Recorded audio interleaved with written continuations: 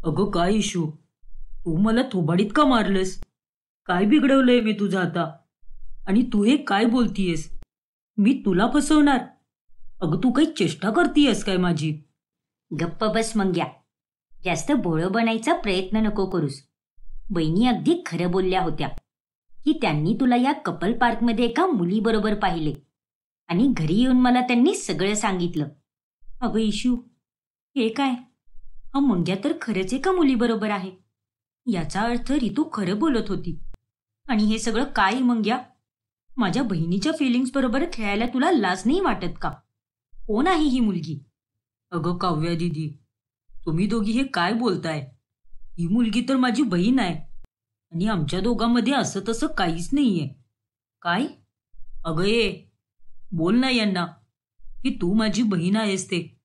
उगच ही लोक माझं डोकं खायला लागलेत कधीपासून. हो, मंग्या अगदी खरं बोलतोय. आम्ही दोघं तर बहीण भाऊ आहोत. आणि हिचं नाव पिंकी आहे आणि ही तर माझ्या मामाची मुलगी आहे. अरे देवा, सॉरी मंगेश, आम्हाला थोडी मिसअंडरस्टँडिंग झाली. तुझ्या त्या वहिनीला तुला आणि मला एकत्र अजिबात नाही बघायचं आणि म्हणूनच त्या तुला माझ्या विरोधात भडकवायला लागलेत. आणि मी तुला सांगतोय ना, मी तुझ्याबरोबर खरंच खूप प्रेम करतो ग.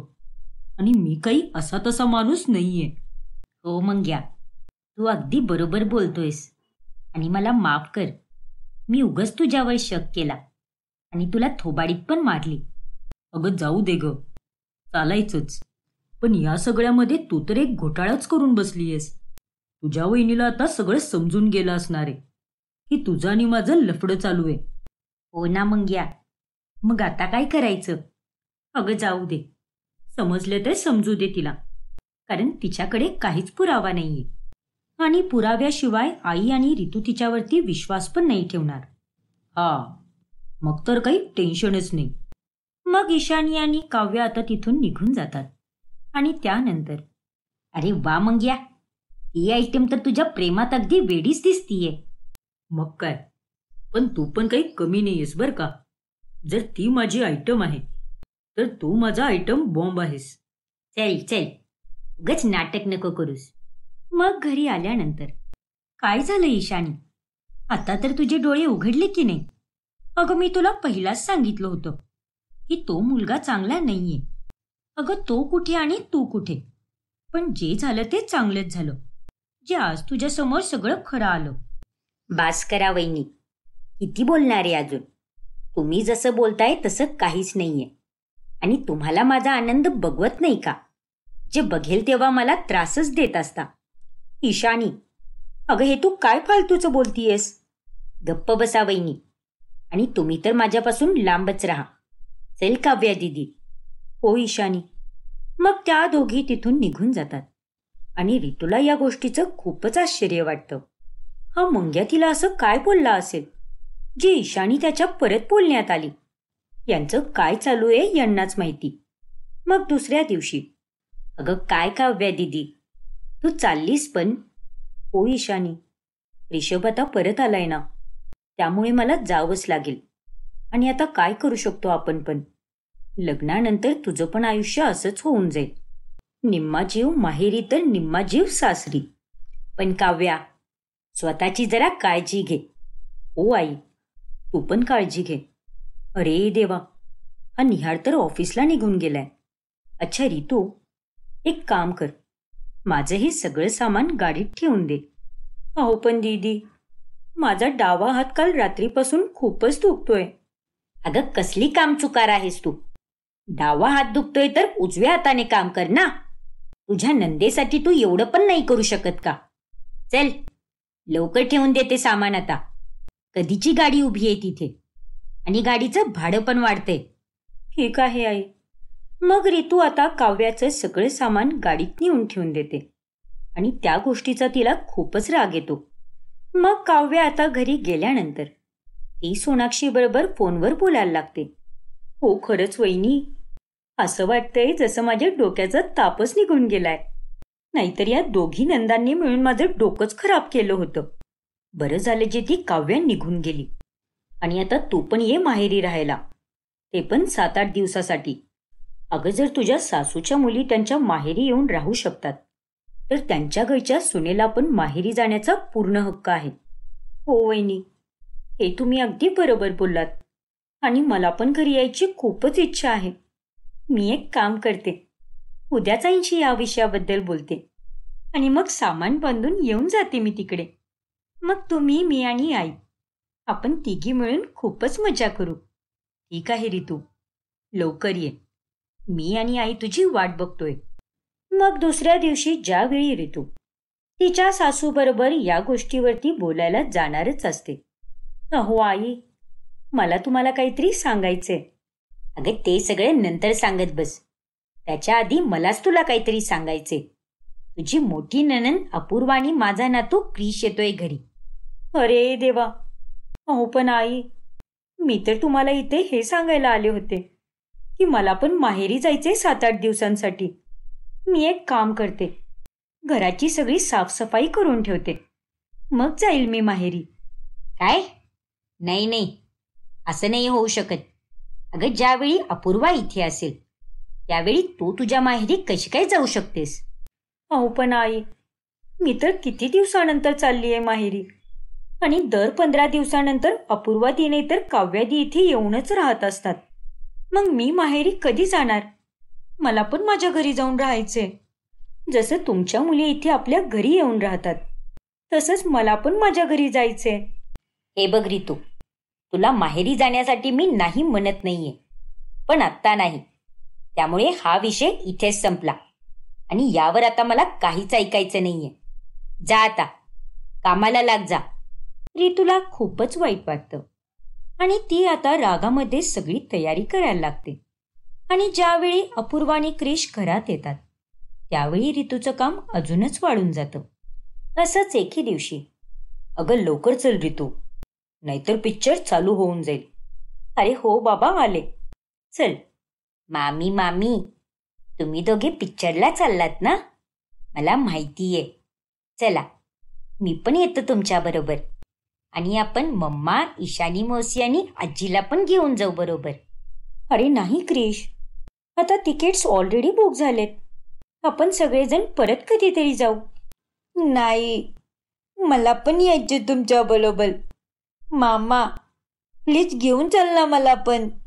हो क्रिश, रडू नको ना बाळा. चल, आपण सगळेच जाऊ पिक्चर बघायला.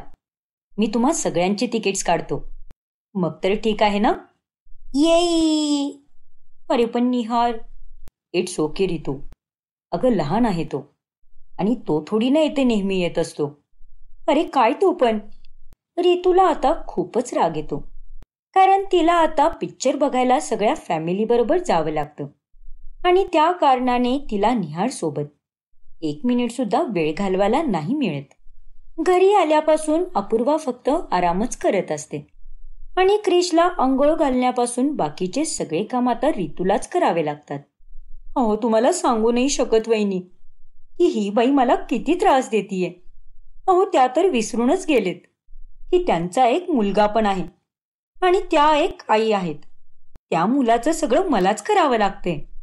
तू एक काम कर रितू, ते सगळं सोड आणि आत्ताच्या आत्ता घरी येऊन जा.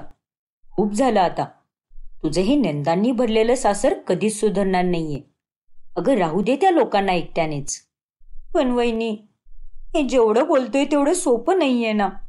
पण मी पण आता ठरवले की ज्या दिवशी माझ्या डोक्यावरून पाणी जाईल त्यावेळी मी या लोकांचं काहीच नाही ऐकणार.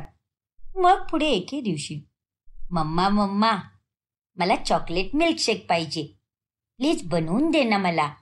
अरे काय तू पण क्रिश, मी आता टीव्ही बघतीये तर आरामात बघू दे मला. एक काम कर, रितू मामीला जाऊन सांग, तीच बनवून देईल तुला. ठीक आहे मम्मा. रितू झोपलेली असते त्यामुळे तिला झोपेतून उठून क्रिससाठी चॉकलेट मिल्कशेक बनवून द्यावं लागतं, ज्यामुळे तिची आता खूपच चिडचिड होते. अगं रितू, काय चालू आहे तुझं? जरा माझ्याशी पण येऊन बोल ना. जेव्हापासून मी इथे आलीये तेव्हापासून तू माझ्याशी एक शब्द पण बोललेला नाहीयेस. आता काय बोलू दीदी? कामातून वेळ मिळेल तेव्हा बोलेल ना मी. आता तुम्ही घरी आल्यापासून माझी कामं 4 पटीने वाढली आहेत आणि त्यात मला तुमच्या मुलाचं पण करावं लागते. पण तुम्ही मात्र मस्त आराम करत असता आणि क्रिसची सगळी कामं मलाच करावी लागतायत. सकाळी उठल्यापासून झोपेपर्यंत मीच लक्ष देतीये त्याच्याकडे. हा मग त्यात काय प्रॉब्लेम आहे बरं? आता उद्या जाऊन तू पण आई बनशील. मग त्या गोष्टीची ट्रेनिंग तू आत्तापासूनच घे ना. आणि तसं पण तू त्याची मामी आहेस आणि मामी तर दुसरी आईच असते. चल आता तू लवकर जाऊन माझा तो ब्लूवाला ड्रेस इस्त्री करून दे. तिथे टेबलवरच ठेवलाय मी. आणि हो, मला तुझा तो मेकअप सेट पण पाहिजे. ते मी माझा आणायला विसरलीये ना, त्यामुळे. आणि मला आज माझ्या मैत्रिणींबरोबर बाहेर जायचे. ठीक आहे दीदी. मग अपूर्वा तिथून निघून जाते. मेकअप सेट आणायला विसरून गेली. स्वतः यायचं कश काय विसरत नाही काय माहिती. नालायक कुठली. आता थोडे दिवस राहिल्यानंतर अपूर्वा आणि क्रिश पण तिथून निघून जातात. पण यांचं हे येणं जाणं असंच चालू राहतं. दर 15 दिवसाला कधी काव्या येत असे तर कधी अपूर्वा येत असे. आणि त्यामुळे रितू तिच्या तिन्ही नंदांना खूपच वैतागली होती. असंच एके दिवशी रितू ईशानीला चंदाच्या कपाटातून पैसे काढताना पाहते. ही ईशानी इथे काय करतीये आणि आईंच्या कपाटातून असं हळूचपणे ती पैसे का काढतीये बरं? जर हिला पैसेच पाहिजे होते तर ही आईंकडून पण मागू शकत होती ना. नक्कीच काहीतरी गडबड आहे. चला आता मी हे पैसे माझ्या मंग्याला नेऊन देईल. काय? मंग्याला? रितूला आता खूपच टेन्शन येतं. आणि मग ती ईशानीचा पाठलाग करते आणि तिचा मंगेश बरोबर फोटो काढते. आणि तो फोटो ती चंदा आणि निहारला दाखवते. आणि ते पाहिल्यानंतर चंदा ईशानीला एक जोरात थोबाडीत मारते. नालायक कुठली. अगं आत्तापर्यंत मला हे वाटत होतं की ही ईशानीच खोटं बोलतीये, पण एवढ्या दिवसापासून तूच खोटं बोलत आलीयस माझ्याशी. अगं नाही आई, असं नाहीये. गप्प बस ईशानी. आता अजून खोटं बोलायचा प्रयत्न नको करूस. आणि या फोटोतून तुझे सगळे कारनामे दिसतायत. आणि जे झालं ते बरंच झालं, जे रितूने तुझा फोटो काढून आम्हाला दाखवला. अगं तुला लाज कशी काही नाही वाटत? एवढ्या चांगल्या घरची मुलगी असून पण तू एका मवाली पोराबरोबर फिरतीयस. अगं जरा अभ्यासात लक्ष दे आणि तुझं करिअर बनव. हे प्रेम प्रकरणात काही नाही ठेवलं. नालायक कुठली. अगं त्या मुलासाठी तू माझ्या कपाटातून पैसे चोरलेस. हेच संस्कार केलेत का मी तुझ्यावर? पण यापुढे जर तू त्या मुलाला भेटलीस तर बघ, मी तुझी तंगडीच तोडून ठेवेल. समजले की नाही? चंदा आणि निहारचं बोलणं ईशानी गपचूप ऐकून घेते. पण तिच्या मनामध्ये रितूसाठी आता खूपच राग तयार होतो. पुढे एके दिवशी रितू तिच्या माहेरी जाते आणि त्यावेळी सोनाक्षी आणि तिच्या आईला भेटून तिला खूपच आनंद होतो. बरं झालं रितू, जे तू फायनली आलीस घरी. आता मी तुझी रूम साफ करून देते. हो सोनाक्षी, लवकर साफ कर. अहो नाही वहिनी, मी काही इथे राहायला नाही आलीये.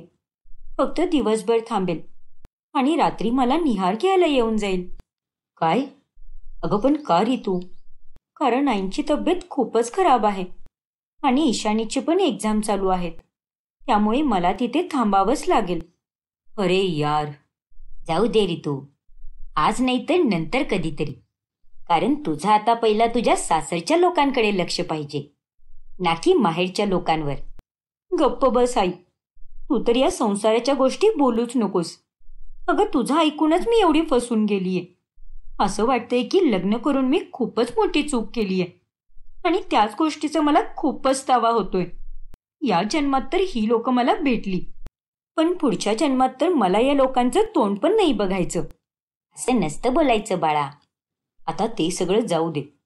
जर या गोष्टींवरती आपण आता गप्पा मारत बसलो तर तुझा आजचा दिवस पण सगळा असाच निघून जाईल. आणि तू आज आता संध्याकाळपर्यंत आहेस ना, तर जेवढा वेळ आहे तेवढा वेळ आपण खूपच एन्जॉय करू. बरोबर की नाही? हो वहिनी, अगदी बरोबर. मग आता काही दिवसानंतर चंदाचा वाढदिवस येतो. अरे वा, किती सारे गिफ्ट्स आहेत आणि किती सुंदर दिसतंय हे सगळं. हो रितू, आणि हे सगळं आईसाठी आहे. हो माहिती आहे मला ते. अरे तुझ्याकडे तर फक्त तुझ्या बहिणीसाठी आणि तुझ्या आईवरतीच खर्च करायला पैसे असतात, पण बायकोच्या वेळी तर तू भिकारीच होऊन जातोस. अगं हे तू काय बोलतीयस रितू?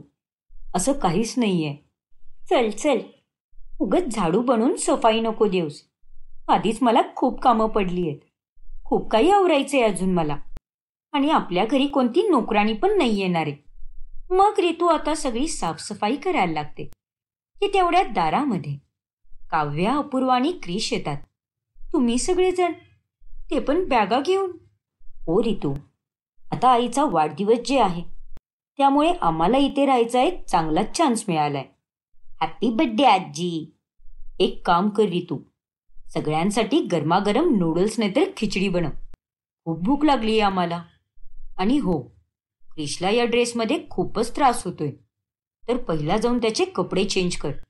जा क्रिश बेटा. रितू आता तिचं डोकं धरून बसते. अरे देवा, या सगळ्या जणी मिळून एक ना एक दिवस माझा जीवच घेणार आहेत. यापुढे आता काय होईल जाणून घेण्यासाठी याचा पुढचा भाग बघायला विसरू नका. आणि तुम्ही जर हे चॅनल सबस्क्राईब केलेलं नसेल तर आजच सबस्क्राईब करा आणि बेल आयकॉन दाबायला विसरू नका.